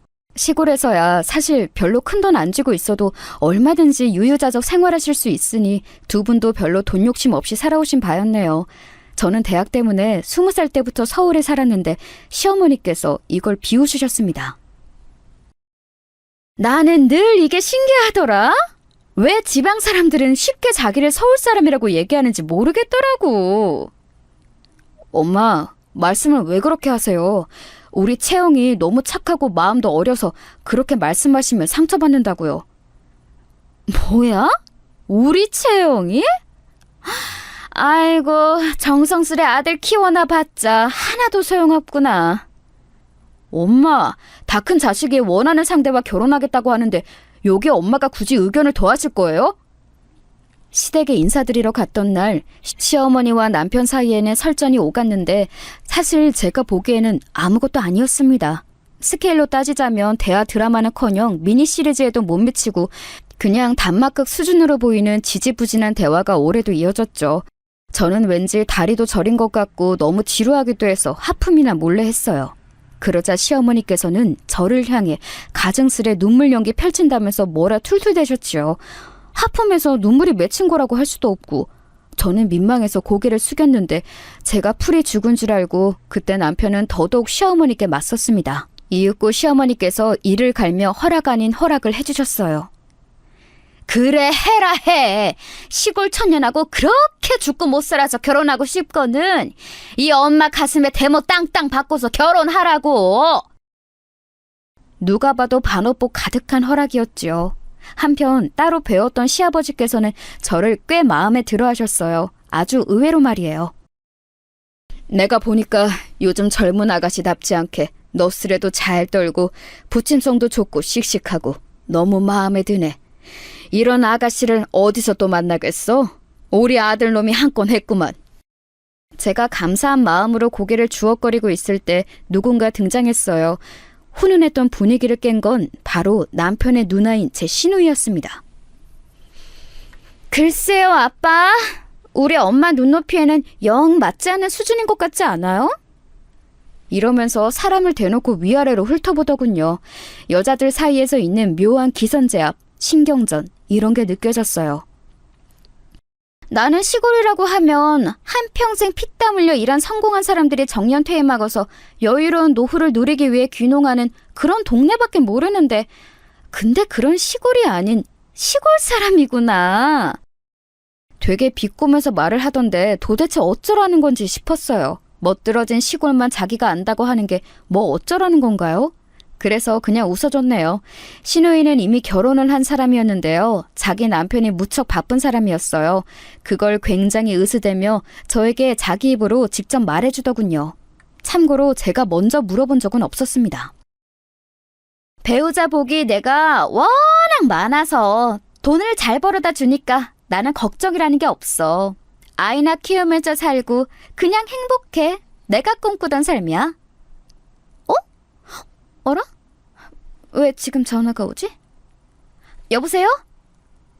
네네, 어머니. 네, 아니에요. 저 잠깐 외출한 거예요. 금방 들어가려고요. 네, 알겠습니다. 어머님, 네, 들어가세요. 그런데 금방 제 앞에서 다른 고속도 들통이 났었죠. 자기 시어머니 앞에서 기 한번 못 펴고 사는 며느리 같았습니다. 저에게 으스대던 와중에 전화가 오니까 금세 사색이 되더라고요. 그런 모습을 보여서 민망했는지 그냥 가면 될 것이지 굳이 말을 남겼습니다. 남편이 벌어다준 돈으로 살림하면서 애 보고 이런 게 행복한 거야. 이렇게 못 사는 여자도 일을 해야 한다느니 뭐 그런 헛소리 하던데 돈 잘 벌어오는 남편 못 만나서 그러는 거야. 저는 결혼하고 나서도 직장 안 관둘 예정인데 형님께서는 그러면 제가 결혼을 잘 못하는 거라고 생각하시는 거죠? 제가 부족한 남편과 만났다고 말씀하시는 거 맞죠? 얘기가 그렇게 되나? 이상하네? 신우이가 멍청하게 머리를 긁적이길래 제가 생각했습니다. 가만히 있으면 반은 간다는 말은 신우이를 위한 것 같다고요. 시댁을 맛보기 한 저는 어쨌든 남편하고만 잘 맞으면 다른 건 모두 부수적인 거라고만 여겼습니다. 하지만 그건 제 착각이었던 거예요. 고부 갈등 없는 집안을 몸소 체험해보며 자라왔고 대학을 서울로 와서 그때부터 기숙사 생활하고 자취생활하면서 저 하나 건사하면서 앞만 보고 살아오기 급급했습니다. 이런 제가 무슨 결혼하고 나서의 삶을 상상하면서 고부 갈등을 대비했겠나요? 전혀 아니었죠. 저는 제가 활발한 편이니까 상대는 좀 차분했으면 좋겠는데 남편이 그런 면에서 딱이었고 자취생활을 오래 한 터라서 저는 자립적이고 독립적인 구석이 강했는데 남편 자기 영역을 중요시 여기는 사람이었어요. 자기 영역 그리고 자기 여가 시간을 보장받아야 숨통이 트인다고 믿는 유형이었다고나 할까요? 정말이지 이런 생활 방식이 저하고 딱이었습니다. 서로에게 각자 따로 보내는 시간을 보장하는 사이였기에 기본적으로 잘 맞았지요. 제가 딱히 모아놓은 돈도 없고 친정은 깡촌 시골집이고 이런 마당인데 남편은 이런 거 전혀 개의치 않고 그냥 자기가 앞으로 더 열심히 벌면 된다고 여기는 게 끝이었어요. 저는 생각했었죠. 이런 결혼 상대는 제 인생에 다시는 없을 거라고요. 남편만 있다면 다른 부수적인 것들은 무조건 이겨낼 수 있다고 스스로에게 다짐을 하였습니다. 그런데 말이죠. 시어머니께서 작정하고 저를 눈엣 가시로 여기시니까 저도 사람인지라 저 싫어하는 사람이 신경 쓰이고 거슬렸어요. 저러시다 말겠지, 초반이라 저러시겠지 싶어서 항상 웃음으로 상대해드렸습니다. 뭔 소리를 들어도 헤헤 웃고 말았어요. 저는 이걸 천사표 며느리 카드를 꺼내든답시고 이렇게 군 것이었죠. 그런데 되려 시어머니께서는 약이 오르셨던 것 같네요. 내 아들과 결혼하다니 너는 웬 출세라니? 로또 맞았다고 네 고향 사람들에게 얘기는 다 했니? 시골 사람들은 별별 것들을 다 동네방네 소문내고 공유하는 족속들이잖아. 네, 그냥 벼락 출세했다고만 소문했는데요. 그래?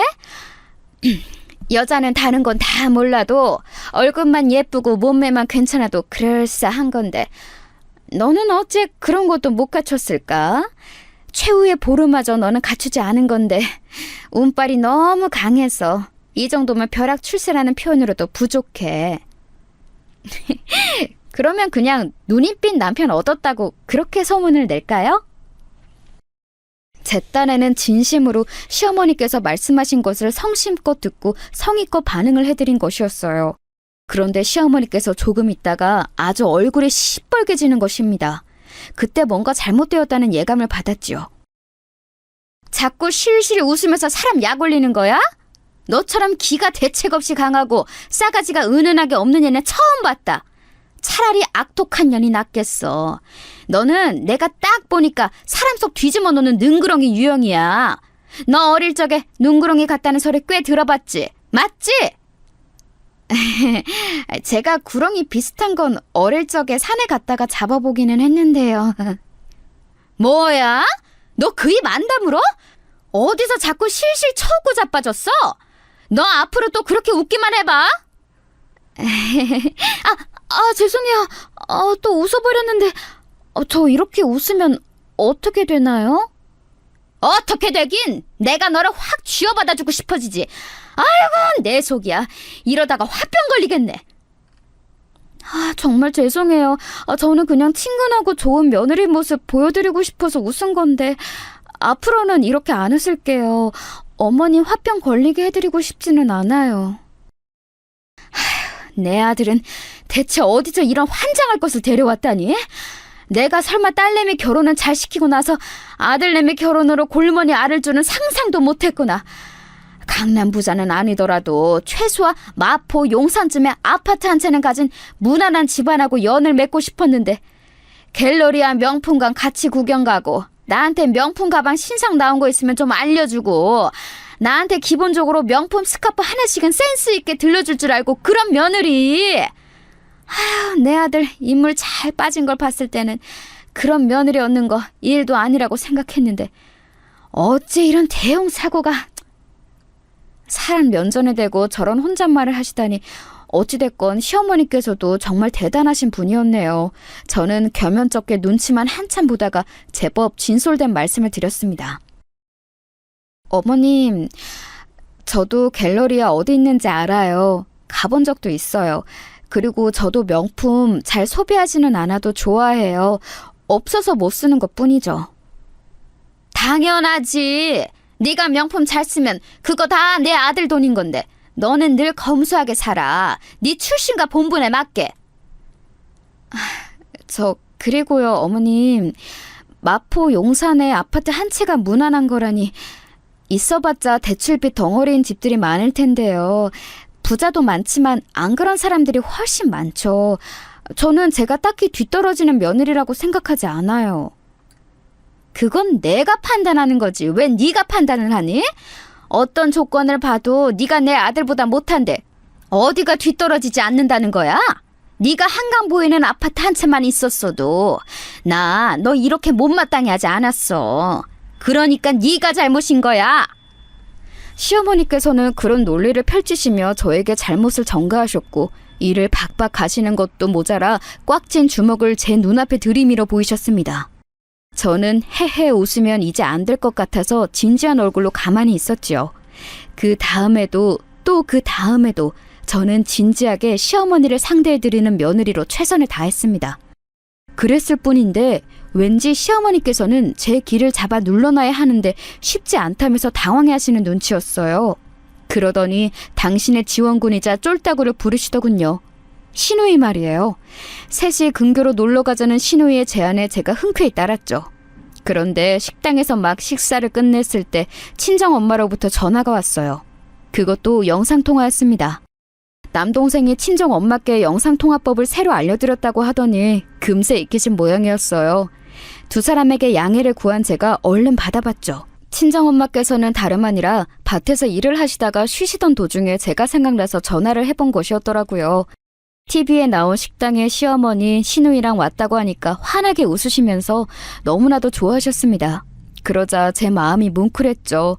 화면 보면서 셋이 함께 손을 들고 인사하는 것으로 짧은 영상통화는 금세 마무리되었어요. 그런데 시누이가 곧장 이러더군요. 선크림 좀 잘 챙겨드려. 보니까 모자를 쓰셨는데도 얼굴이 벌겋게 된 게 보이네. 가끔 바르고는 계신데요. 땀 흘리면 눈이 따갑다고 하시더라고요. 그러면 일을 못 하신다면서 선크림을 종종 안 바르세요. 어머, 진짜? 그거 싸구려라서 그렇다? 시장에 가서 사니까 그렇게 되는 거야. 네? 싸구려라니요? 엄연히 선크림 기능이 있는 걸로 사신 건데요. 오히려 제가 사서 쓰는 것보다도 더 효과 좋은 제품인 것 같았어요. 그래? 그래서 그걸 어디에서 샀다고? 시장에서 사신 건 아니겠지? 아니요, 시장에서 사신 거는 맞기는 맞는데요. 그러자 두 사람이 깔깔 웃으면서 뒤집어졌어요. 민망하고 어이가 없었죠. 사실 그때 저는 가슴이 싸늘하게 식는 기분이 들었습니다. 속으로 이 무례한 사람들을 보았나 싶었지만 이런 거 너무 티를 내면 얘 무섭다 그럴까봐 당황한 듯한 표정만 짓고 있었네요. 그런 제 속을 알 리 없는 신우이가 손사래를 쳤습니다. 우리 옳게 안 그렇게 봤는데 은근히 불연하네? 그런 건 딸을 챙겨드리는 건데. 나를 봐. 우리 엄마 내가 항상 체크해드리잖아. 그러게요. 제가 형님을 본받아야겠어요. 형님, 그러면 선크림 하나 좋은 걸로 알아봐서 사주실래요? 제가 그거 저희 친정엄마 가져다 드릴게요. 드리면서 꼭 형님이 골라 사주셨다고 말씀도 같이 해야겠어요. 내가 왜? 올케가 사면 되잖아. 저는 시골 촌년 출신이라 그런가 화장품 보는 눈이 좀 부족한 것 같아요. 형님은 센스도 있으시고 무엇보다 결혼을 워낙 잘하셔서 돈 쓰는 거 걱정도 없으시잖아요. 그러니까 부탁 좀 드릴게요. 참, 먹기 전에 잘 먹겠다고 인사를 드렸어야 했는데 다 먹고 나서 인사드리네요. 잘 먹었습니다, 형님. 당연히 형님이 쏘시는 거죠? 형님, 최고예요! 엄지손가락을 치켜들었더니 단박에 신우의 표정이 어리둥절해졌어요. 그 옆에서 시어머니 뭔가 하실 말씀은 많아서 입이 근지러운데 문장을 못 골라서 참는 기색이셨습니다. 저는 그 기색을 못 읽은 척 했죠. 후식 먹으러는 카페로 갔어요. 그리고 제가 선수를 쳤죠. 와, 제가 형님 덕분에 이렇게 멋진 대원 카페에 와서 맛있는 것도 주문해보네요. 시골 촌년이 출세해서 행복해요. 뭐야? 설마 이것도 내가 사는 거야? 올케한테 이런 데서 돈을 쓸 기회를 내가 뺏을 수야 없지. 에이, 저 민망하실까봐 일부러 안 그러셔도 돼요. 깡시골 출신 촌녀에게 이런 거 얻어두시면 형님 자존심이 용납 못할 거 저 알고 있어요. 그리고 어머님께서 얼마나 형님 결혼 잘하셨다고 그 말씀을 자주 하시는지 몰라요. 어머님 앞에서 돈 쓰실 기회를 제가 어떻게 빼앗겠어요? 그래? 뭐 올케가 그렇게까지 말하니까 내가 별 수가 없네. 한번 골라봐. 식구니까 커피 마실 거지? 아메리카노? 아니요. 커피도 좋지만 다른 거 시켜볼까 봐요. 여기 생과일 쓴다고 적어놨네요. 저는 생망고 스무디 먹을게요. 비싼 값을 하겠죠. 그리고 조각 케이크는 잘 나간다고 적혀있는 초코, 단호박, 생크림 하나씩 해서 골고루 맛보는 게 어떨까요? 어머님! 어머니 빵 다 집으셨어요? 음료 어떤 거 하세요? 빵을 골라 담은 쟁반을 들고 오시던 시어머니께서 저를 보며 무의식적으로 따뜻한 라떼를 말씀하셨어요. 그랬다가 제가 신우이에게 전달하는 모습을 보시고는 어리둥절해 하셨죠. 저는 눈으로는 신우이를 눈짓하면서 엄지손가락을 내밀어 따봉 표시를 시어머니께 해드렸습니다. 그제야 신우이가 이것도 쏜다는 걸 아신 시어머니께서 당황하셨죠. 저는 시어머니께서 빵을 한가득 담아온 쟁반을 계산대로 얼른 올려두었습니다. 신우이가 산다는 거 알고 물으실까 봐서요. 엄마? 빵을 왜 저렇게 많이 고르셨어? 이러다가 당뇨 오시겠네. 세상에 저게 다 얼마치야. 엄마, 이런 데서는 2개만 담아도 10,000원이 훌쩍 넘는데. 네가 계산할 줄 알았니? 난 제가 계산할 줄 알았지. 돈 쓰는 소비개는 없는 여자 얻었다고 그렇게 내 아들한테 귀띔하려는 작전까지 세웠건만. 수포로 돌아갔네. 에라이, 그냥 네가 얼른 계산해. 엄마, 나 결제하면 애들 아빠한테 바로 알림 문자 간단 말이야. 짜증나 진짜. 애들 아빠가 얼마나 입이 싼데 꼭 신부한테 쪼르르 가서 다 이른다고. 신우이가 오만 짜증을 다 내면서 카드를 찾더군요. 저는 계산원과 상대하는 척, 거기에 집중하는 척을 해서 두 사람이 안심하고 속닥거린 것이었지만 사실 저는 온 신경을 뒤로 열어놓고 있어서 다 들렸습니다. 그 속닥거림을 안 들은 척 뻔뻔하게 웃으면서 카드 결제되는 모습을 지켜봤네요. 빵과 음료를 먹는 동안 시어머니께서는 왠지 표정이 안 좋으셨어요. 시누이를 향해 결혼 생활 잘 하라면서 잔소리를 좀 하시더군요. 애들도 있으니까 무조건 잘하라는 식이었어요. 그랬더니 시누이가 신경질적으로 포크로 빵을 난도질 하더라고요. 가정교육 수준 알만하다 싶었네요. 시누이 그간 짐작만 했지만 전혀 행복하지 않은 결혼 생활을 하고 있는 듯 했습니다. 오죽하면 어린 애들만 둘 있는데 숨이 막힌지 어디에든 애들을 맡기고 자꾸 밖으로 나돌려고 했을까요? 일종의 우울증으로 보였어요. 돈이 다가 아닌 것이었죠. 그런데도 시어머니께서는 이런 자기 딸을 두고 결혼 잘했다면서 자랑만 하고 시누이에게도 참고 잘 살면 장땡이라 세뇌만 시키고 이게 과연 바람직한 것일까 싶었습니다. 그때 생각해봤어요. 시어머니의 잘한 결혼이란 기준에 대해서 말이에요. 그러다가 은연중에 깨달았습니다. 제가 영영 시어머니의 마음에 들 수 없는 며느리라는 것을요. 애초에 배경, 조건이 안 되기 때문에 영원한 미달이었어요. 제가 그 생각을 남편에게 털어놓았죠. 어머님께서 나를 마음에 계속 안 들어 하시고 마음의 문을 아예 안 여시는 건 아마 그런 이유인 것 같아. 내가 배경 부족한 며느리니까 무조건 성이 안 차시는 거지. 당신이 그런 말을 하는 이유는 알 것 같긴 한데 좀 과민하긴 하다. 우리 엄마 성격도 좀 나긋나긋하지는 않으시고 말씀도 솔직히 막 하실 때가 있지만 그래도 자식 사랑하셔. 사위, 며느리 다 속으로 품으시는 분이야.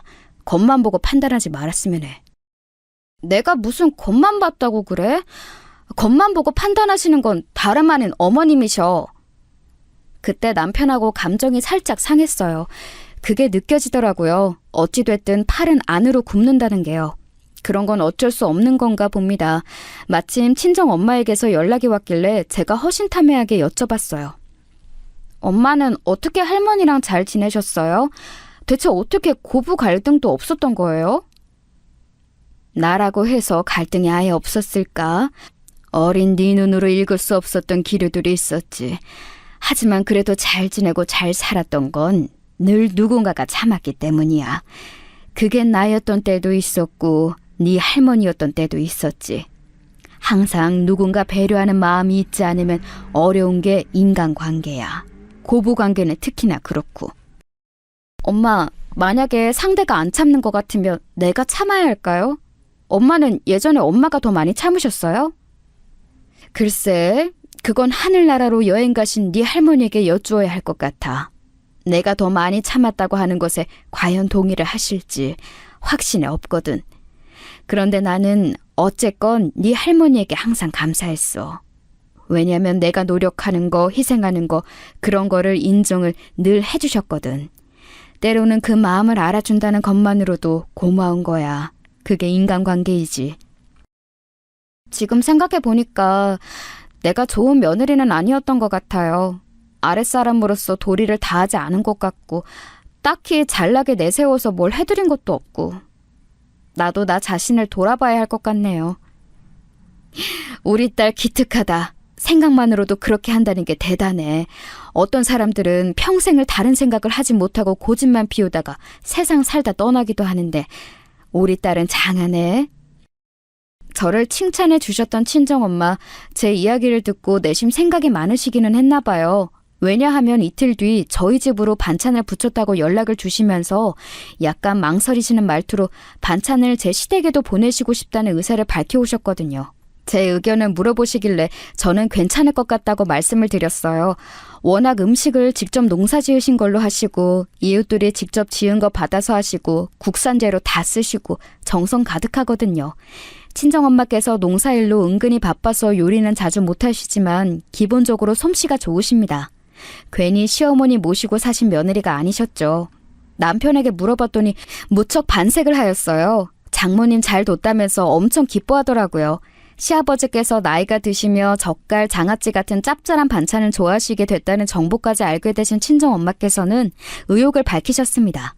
입맛 잘 도는 간간한 무침류로 준비해보겠다고 하셨죠.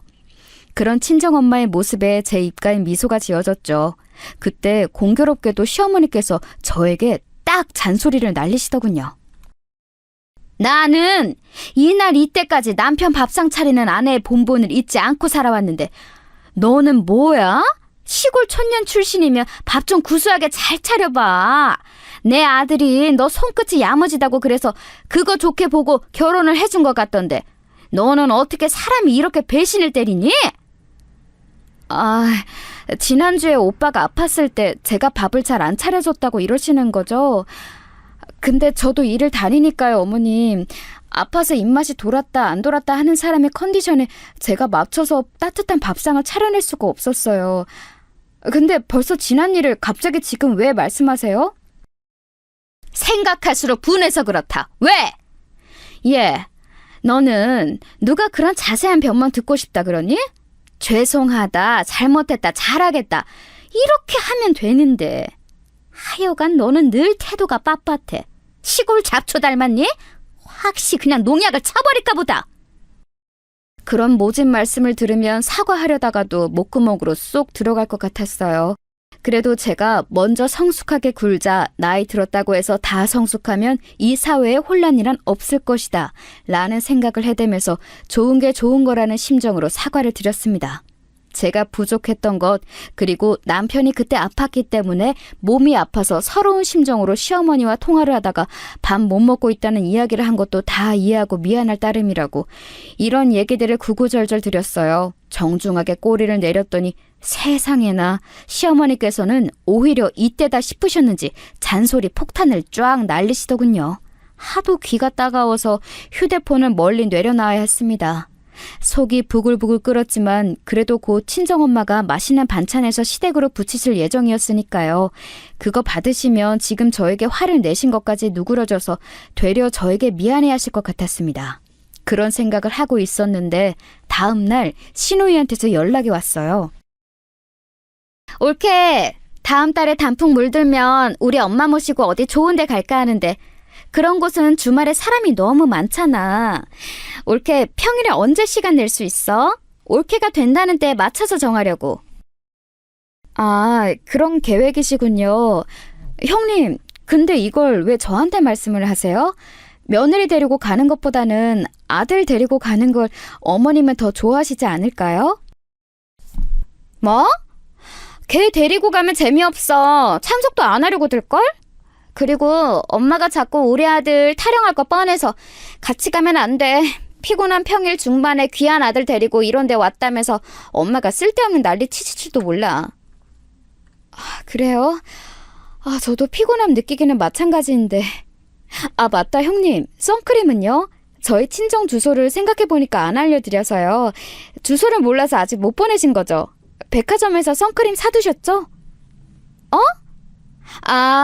그 선크림. 내가 현대백화점 갔다가 선크림을 보기는 했는데 그게 됐어요 형님. 안 사주셔도 돼요. 선크림 살 돈 없어서 제가 친정엄마 안 사드린 것도 아니고 백화점에서 파는 거 인터넷에서 똑같이 살 수 있어요. 제가 사드리면 돼요. 형님 본인 챙기세요. 백화점 가서 맛있는 거나 사드시고요. 옳게! 나 알아서 잘해. 남편 잘 만나서 일 안 다니는 사람이 난데 올케가 왜 나를 아래로 보고 그런 이야기를 해? 아래로 본다뇨? 전혀 아니에요. 형님이 윗사람인데. 근데 동병상련인 부분은 살짝 있는 것 같아요. 시댁에서 자유로울 수 없는 며느리라는 거? 그냥 제 생각인데 비슷한 것 같아서요. 형님, 시댁 때문에 힘드신 일 있는데 털어놓을 데 없으면 저한테 말씀하세요.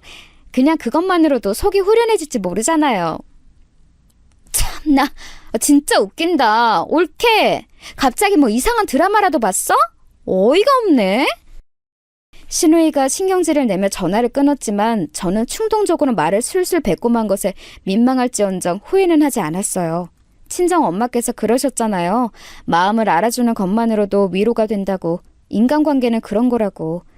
그리고 사실 저는 그전까지는 시누이를 두고 자기도 시댁에게 시달리는 눈치인데 자기 처지 생각 못하고 왜 나한테 시비를 건담? 이런 감상만 했었거든요. 이런 감상을 버리고 시누이를 인간 대 인간으로 한번 바라보려고 나름의 노력을 했던 거죠. 그리고 그날 늦은 밤중에 시누이한테서 카톡이 왔어요. 가만 보니까 부부끼리 모인 적이 없네? 어른은 빼고 부부 넷이서만 맛있는 거 먹는 자리 한번 만들자. 내가 다음에 연락할게. 이런 내용이었습니다. 어느새 시어머니와의 단풍놀이는 사라진 뒤였죠. 피식 웃음이 나왔네요. 나쁜 징조 같지는 않았어요. 그런데 이건 방심이었습니다. 곧 엄청난 일이 터지고 말았으니까요. 친정엄마께서 당일 택배를 붙이셨다고 하길래 제가 일찍 업무 끝나는 대로 시댁에 한번 가봤어요. 시어머니께서 혼자 저를 맞아주시더라고요. 시아버지께서는 고향 친구분과 낚시를 가셨다는데 그 얘기를 듣고 제가 아쉬운 목소리를 냈습니다. 아, 그러시구나. 아버님께서 반찬 온 거 보셨으면 좋아하셨을 텐데요. 좋아하기는 개뿔이? 이거 어차피 죄다 못 먹는 거야. 근데 대뜸 시어머니께서 그렇게 말씀하시더니 저희 친정 엄마께서 보내주신 그 반찬들을 줄줄이 음식물 쓰레기통에 부어버리시는 게 아니겠어요? 저 너무 당황해서 정지 상태였어요. 설마 저게 버리는 것일까 싶어서 안 믿겼던 거죠. 머리가 멍해진 상태로 입이 멋대로 움직였습니다. 왜 이런 기행을 벌이세요? 어디 편찮으세요? 나는 또 그 말투가 마음에 안 드네. 너는 참 글러먹었어. 내가 이걸 어떻게 먹겠니? 생각을 해봐라. 저번에 영상통화할 때 사돈이 손 흔드시는 거 보니까 세상에 그 손이 얼마나 더럽던지. 그걸 다 보셨어요? 일하시던 도중이라서 그랬던 거예요. 아니야. 손톱에 분명히 때가 다 끼어 있었어. 그런데 내가 이걸 더러워서 어떻게 먹어? 시골 인심, 시골 손맛. 내가 이런 거 딱 질색하는 사람이야. 위생에 전혀 신경 안 쓰고 하기만 하면 다 되는 줄 알지? 내가 괜히 촌시라는 거 아니야. 그렇다고 해서 왜 이걸 다 버리세요? 저한테 주기라도 하시든가요. 그리고 이거 어머니께만 드린 거 아니에요. 아버님 드시라고 친정 엄마가 챙겨주시기도 한 거라고요. 그런데 왜 독단으로 이러세요? 욱해서 이러신 건가요? 내 남편하고 내 아들이 이런 거 먹는 거 싫어. 솔직히 말해서 내가 네 면상 보니까 화딱지가 나서 욱한 것도 맞지만 버리고 나니까 후련해.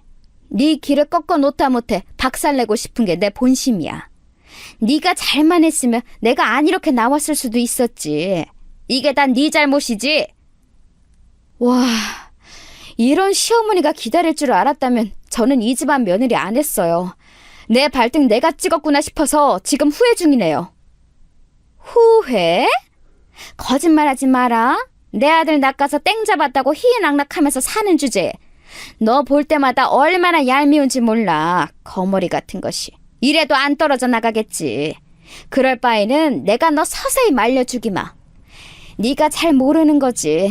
내 아들 네가 생각하는 것 이상으로 효자야. 절대로 나 못 져버리고 날 두고 네 편은 못 들어. 그럴 아들이야. 나는 내 아들 믿는다. 그러다 순 넘어가시겠네요. 말씀 다 끝나셨나요? 뭐야? 며느리가 되어서 너는 너무 맹랭한 게 늘 꼴불견이야. 이거 사. 아랫사람이면 아랫사람답게 굴어야지. 엄연히 상호관계가 명확한데 너는 기운 자체가 드세. 그래봤자 내 아랫사람인데 너는 왜 인정하지 않고 굴복하지 않아? 혼자 북치고 장구치고 다 하시네요. 대단하십니다. 인정이지 굴복인지 뭔지 모르겠지만 제가 그거 할 필요가 없어요. 어차피 안 할 거니까요, 당신 며느리. 저는 말을 마치자마자 앞으로 성큼 다가가서 손을 날렸습니다. 짝소리가 울려 퍼졌죠. 시어머니 뺨을 제가 치고 만 것이었어요. 시어머니께서 놀라시더군요. 상황을 못 믿으시겠다는 눈치였습니다. 마치 제가 버려지는 반찬들을 보고 현실을 빨리 인식 못했듯이 말이죠. 네가 지금 나를 쳤어? 나를 때렸어? 보자 하니까 왜 사람이 끝도 없이 추해질까? 당신이 그럴수록 당신 얼굴에 먹칠하는 것밖에 안 된다는 거 스스로는 죽었다 깨어나도 모르겠지? 그래, 우리 엄마 시골 깡촌 사람이고 나 시골 출신이야. 그럼 내 입에서 당신을 향해 어떤 정확한 평가가 나오는지 한번 봐. 당신은 내가 봐온 그 어떤 사람들보다도 천박해. 사람이 참는 것에도 한계가 있어. 나 이렇게 폭발하려고 유도한 거 아니신가? 성공하셨으면 웃으세요. 거머리 퇴치 제대로 했다고 기뻐하시라고요. 울상이처럼 연기하지 마시고. 더러워서 며느리 노릇 못해 먹겠네. 어머나 세상에나, 너 원래 이런 애였니? 내 아들이 여태까지 속은 거구나. 그놈의 아들 타령 그만 듣고 싶어서라도 당장 이혼합니다. 잘 먹고 잘 사세요. 저는 털썩 주저앉은 시어머니를 뒤로 한 채 시댁을 나왔어요. 그리고 퇴근한 남편을 만나 당장 이혼 얘기부터 꺼냈죠. 뺨을 쳤을 때부터 파국이었고 이혼을 저는 각오한 바였습니다. 남편은 난리가 났어요. 혼란스러워하더라고요. 자기 엄마가 그 정도로 무례하게 굴었다는 것과 제가 그 정도로 심한 대처를 했다는 것, 두 가지가 동시에 얽혀 있었으니 남편은 머리를 싸맸습니다. 근데 그러거나 말거나 저는 이미 결론을 지은 바였으니까요. 내가 네 인생에서 꺼져줄게. 아, 그리고 내가 이거 하나 장담하는데 어떤 여자를 데려와도 네 엄마 때문에 소용없을 거야. 네가 네 엄마를 끊어내지 않는 이상 이런 상황은 계속될 거라고. 알아들어? 너 원래 이렇게 차가운 여자였어? 표정부터가 평소와 달라. 이렇게 싸늘한 얼굴로 그렇게 말을 할 수 있는 거야? 놀랐어? 왜? 청심환이라도 사줘? 근데 미안하지만 알아서 사 먹어. 나보다 돈도 잘 벌잖아. 불도저 같은 기질이 있어서 저는 짐 간단히 싸서 바로 나왔어요. 그때 휴대폰을 봤는데 신우이한테서 연락이 엄청 와 있었죠. 시어머니를 통해 상황을 들은 뒤였던 거예요. 저는 고민하다가 신우이에게 전화를 걸어서 통화했습니다. 신우이가 흥분해서 이런저런 얘기를 해주더군요. 옳게 사실은 있지. 우리 엄마가 시골 콤플렉스가 있어. 시골 출신이라 그러신 것 같아. 원래는 사투리도 심하셨는데 지금 싹 고친 거야. 나름 놀라운 전말이었어요. 시어머니께서는 시골 출신이란 이유로 동네 엄마들 사이에서 왕따를 당하셨다네요. 그러면서 큰 상처를 받으신 모양이에요. 시어머니께서는 가뜩이나 저 같은 부족한 조건이 싫으신데 제가 시골 출신이기까지 하니까 더 질색하셨던 거죠. 그리고 반찬 그런 거 바리바리 싸는 거 우리 외할머니가 예전에 곧잘 하셨던 거야. 그런데 우리 엄마가 외할머니에 대한 애증이 무척 깊으셔. 우리 엄마가 그렇게 잘하시고 희생하고 그랬는데 외할머니는 아들 타령만 하셨고 장남인 외삼촌만 축혀 세우시더니 결국 외삼촌 계시는 미국으로 재산 다 처분하고 넘어가셨어. 그러면서 자연스레 그 재산도 다 외삼촌에게 가버렸고 옛날에 우리 엄마가 희생은 다 하고 외삼촌 학비도 냈었는데 돈이 아쉬운 게 아니라 그 차별이 끝끝내 가슴에 박히신 거지. 그런 일 당하셨으면 본인은 안 그러셨어야 맞다는 말을 할까 하다가 입을 다물었어요. 역지사지 이심전심이 될 것 같았으면 신우이는 저한테 처음에 왜 그랬겠나요. 사람이라는 게 답습을 안 해야 하는데 내가 당했으니 너도 당해봐 라는 심리가 더 크게 작용하기도 하나 봅니다. 어쨌거나 저는 이혼 결심을 마쳤고 마음 아파서 친정 엄마께는 반찬 얘기를 꺼내지도 못했어요. 그런데 생각지도 못하게 남편이 저를 붙잡았어요. 제 직장에 아예 찾아왔죠. 왜 이래? 잠만 말고 이혼하자. 서류 먼저 준비해서 나한테 주면 도장 찍을게. 이러지 마. 내가 생각해봤는데 나는 역시 당신이랑 끝내고 싶지 않아. 당신에게 실망도 했고 놀라기도 했는데 내가 생각보다 당신을 많이 사랑하고 있었더라고. 이대로는 못 헤어져. 이혼은 너무하잖아. 왜 나와 함께 해결하려고 들지 않아? 부부가 이래도 돼? 이건 해결될 게 아니야. 어머님은 이미 어머님만의 가치관이 너무 오래 박혀 있으신 분이야. 그리고 나는 아무 생각 없이 그런 거 당하면서 고개 숙이는 스타일이 아니지. 특히 나는 타인과 내 가족의 경계가 뚜렷한 사람이라 내 식구들 건들면 못 참아. 내가 앞으로 중간에서 잘할게. 아니, 당신이 앞으로 우리 엄마 안 보고 살 수 있도록 할게. 내가 맹세해. 그게 정말이야? 안 믿기는데 각서까지 쓸 수 있어? 그랬더니 남편이 정말로 각서를 써왔어요. 심지어 보증인으로 신우이 자필 서명까지 함께 받아왔더라고요. 신우이가 자기 엄마가 아니라 제 편에 드는 심정으로 각서에 동의해줬다는 게 참 기분이 묘했습니다. 저는 고민이 돼서 친정 엄마께 털어놓았어요. 사실은 시어머니랑 불화가 있어서 남편하고도 좀 꽁기해져서 이혼 얘기가 나왔었다고 말이죠. 그런데 이미 남편에게 연락을 받으셨다고 하시는 게 아니겠어요? 너랑 이혼하고 싶지 않다고 도와달라고 그러더라. 아이고, 이게 다 뭔 일인지. 다른 거 생각하지 말고 눈치 보지도 말고 네가 정서방을 많이 사랑하는지 그것만 보고 결정해. 그때 제 마음을 들여다봤어요. 솔직히 그만큼 사랑하는지는 모르겠는데 제가 이런 남자 또 못 만날 거라는 확신은 들더라고요. 그래서 남편의 그 각서 받아들였습니다. 그리고 시아버지와는 따로 만나서 상황 전달은 드렸고요. 제가 시어머니 뺨을 때렸던 걸 반성하고 있다는 뜻도 함께 말씀드렸습니다. 놀랍게도 시아버지께서는 머리 아프시다는 말씀만 한 번 하셨을 뿐 저희 부부의 결정을 그대로 받아들여 주셨어요. 아이고, 여편네 성질머리 무섭더니 내가 언젠가는 이런 상황이 올 수도 있겠다고 생각을 하며 살아왔지. 앞으로 내가 몸 아프다는 핑계로 마누라 내팽개치지 않고 단속 잘하며 살 테니까 너희들은 너희들끼리 재미있게 잘 살아라. 그러면 되는 거야. 신우이가 며칠 뒤 전해준 후문으로는 시어머니께서 크게 분노하시며 거의 발작을 하셨다네요. 저 때문에 아들과 사이 틀어진 게 분에 미치겠다며 엄청 우셨대요. 그런데 시아버지께서 역할을 정말 잘해주시더라고요. 진짜 단속에 들어가셔서 시어머니의 뜨거운 콧김이 저에게 닿는 일이 없었어요. 남편도 자기 위치를 잘 지켰고요. 조금은 황당한 고부 갈등이었습니다만 이런 식으로 일단락이 되었죠. 저도 내면을 더욱 다스리면서 더 성숙한 사람이 되어볼까 합니다.